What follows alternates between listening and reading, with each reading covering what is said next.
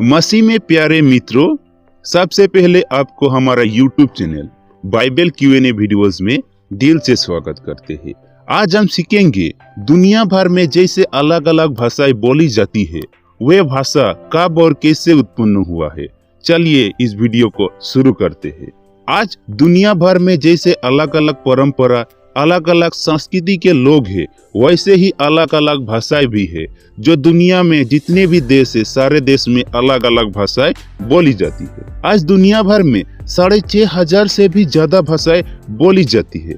अगर हम इंडिया का बात करें तो इंडिया में भी 270 भाषाएं बोली जाती है। लेकिन इतना भाषाएं कब और कैसे सृष्टि हुआ, इसके बारे में किसी को भी पूरी जानकारी नहीं है।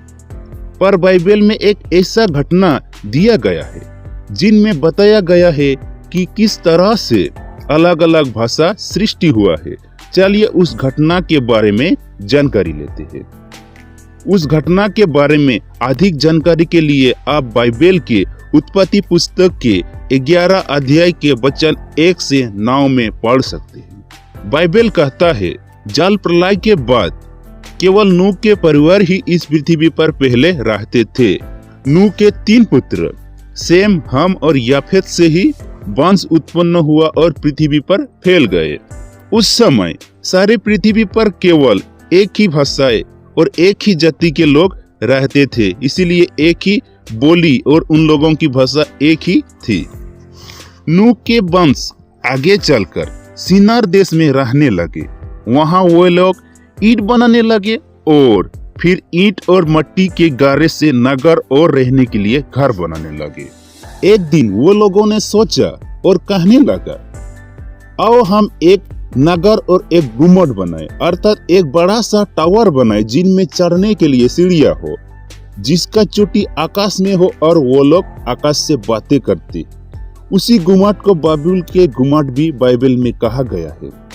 वो लोग नहीं चाहते थे कि दुनिया भर में फैल जाए, इसलिए परमेश्वर के आगे अपना काम के लिए एक गुम्बद बनाकर परमेश्वर के लिए अपना नाम करना चाहते थे। जैसा वो लोगों ने सोचा सा वैसा ही काम भी करने लगे और देखते ही देखते गुम्बद का ऊंचाई बढ़ने लगे। परमेश्वर भी यह सब देखकर घबरा गया।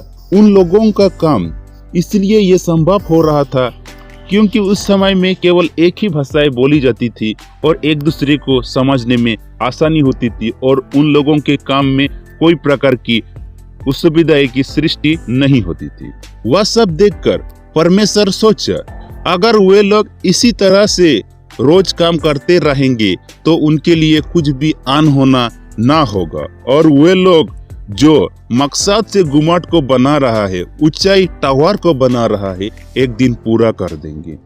इसलिए परमेश्वर ने उन लोगों के बीच में गड़बड़ी पैदा करने के लिए अलग अलग भाषा को उत्पन्न किया। इससे क्या हुआ कि लोगों के बीच में गड़बड़ी पैदा हुआ और एक दूसरे के भाषा को वो लोग समझ नहीं पाते थे और उन लोगों की काम करने में दिक्कत आई और उनके काम रुक गई। ऐसे करके बाबुल का गुम्बद का काम अधूरा ही रह गया। बाइबल का इस घटना जिस नगर में हुआ था, उस नगर को बाबुल कहा जाता है। बाबुल का अर्थ है गड़बड़ी। जैसे ही लोग अलग अलग भाषा बोलने लगे, वो लोग एक दूसरे के भाषा को समझने में दिक्कत आई और उन लोग अलग अलग हो गए और अलग अलग जगह में बसने लगे और वैसे ही करके वे लोग दुनिया भर में फैल गए। यही था उस बाइबल में दिया गया घटना जिसके कारण आज दुनिया भर में अलग अलग भाषाएं सृष्टि हुआ है। आज का वीडियो बस हमारा यहीं तक था। अगर आपको हमारा वीडियो अच्छा लगे तो अपने दोस्तों को